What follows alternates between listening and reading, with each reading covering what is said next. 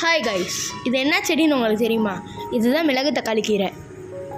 அன்றைக்கி நாங்கள் கடையில் மிளகு தக்காளி கீரை வாங்கி அதை நாங்கள் விதையை மட்டும் தான் போட்டோம். அது அப்படியே கொஞ்சமாக வளர்ந்தன்னையும் எங்களுக்கு ரொம்ப சந்தோஷமாயிருச்சு. இப்போ அந்த குட்டியாக இருந்தது இப்போ எவ்வளோ பெருசாக வளர்ந்துருச்சுன்னு பாருங்கள். இதை நாங்கள் 4-5 தடவை அறுவடை பண்ணியிருப்போம். அறுவடை பண்ணிட்டு கீரையை மட்டும் உருகிட்டு காம்பை நட்டு வச்சோம். அதுவும் திருப்பி 4-5 வாட்டியுமே வளர்ந்துருச்சு. நீங்களும் இந்த மாதிரி உங்கள் வீட்டில் மிளகு தக்காளி கீரை வாங்கினீங்கன்னா அந்த காம்பை வேஸ்ட் பண்ணிடாதீங்க.